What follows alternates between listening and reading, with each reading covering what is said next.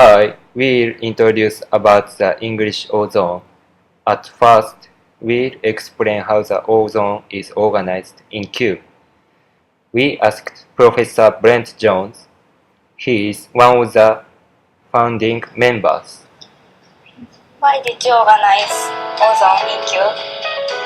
Well, when we opened Cube, we thought that we wanted to have one place in the building where students could go and feel that they had a reason to use English.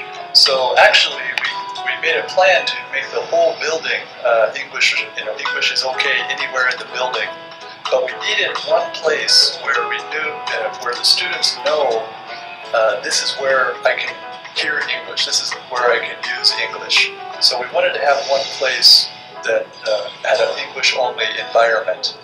And at the same time, we wanted a place where students who are interested not only in language, but study abroad or international perspectives, self-study, kind of the English environment. We wanted to have a place inside Cube where we could do that, and that's why we started the ozone. Are there any different points now and in the past? Oh yes, there's lots of differences. At first, we really didn't know how it would work, so we just thought, we'll build it and then the students will come. But we realized soon that it really wasn't working that well. Some students were coming, but it turned out to be a kind of lounge.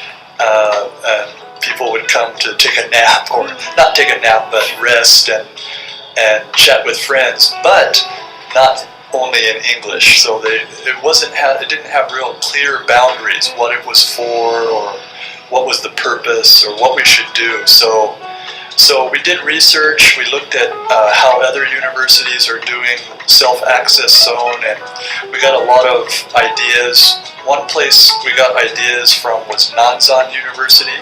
They have something called World Plaza, and so we kind of modeled ozone on the World Plaza. And one of the things we learned is that you have to have clear boundaries inside ozone and outside ozone, and also the time. Opening time and closing time, so that if students are in the ozone during opening time, they know they need to be using English, and it's one of the rules. Another idea is that it's run by the students, for the students, by the students, and that's been our main kind of policy from about 2 years ago.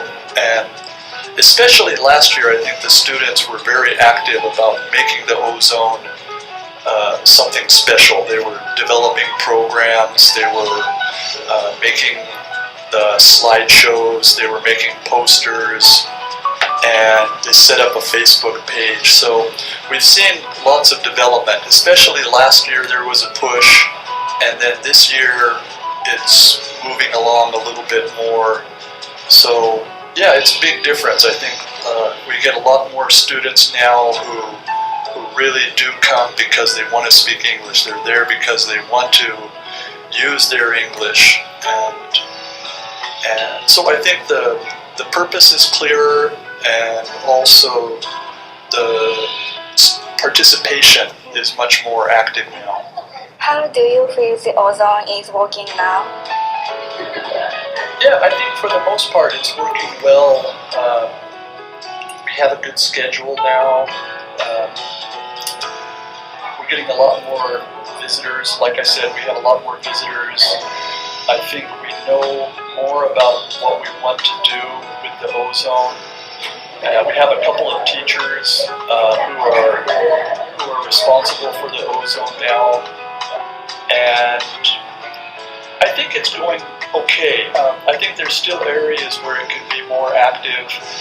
One part, we want to use the ozone for writing help, and a lot of students at Cube need help with their writing.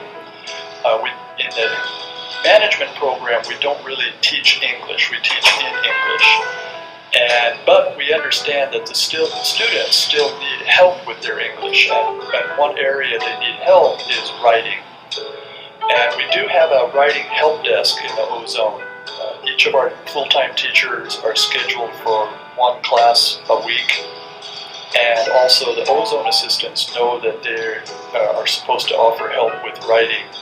But I think we need to develop it more. I think we need to have clearer guidelines and also expectations. When the students come for writing help, our job is not to fix the paper for them.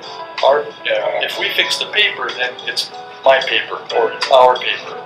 So my job is to look at the piece of writing and say, well, you seem to have some troubles in this area, this area, this area. So you need to work on that. And talk about what the writing process is. And then I give it back to the student, and the student goes back, thinks about it, practices a little more, and then maybe come again. And then, so that's how writing develops. If I just fix the mistakes, it doesn't really help the student. They don't really learn from that, and they don't become a better writer. So, like that, I think we still have areas where we need to improve the Ozone.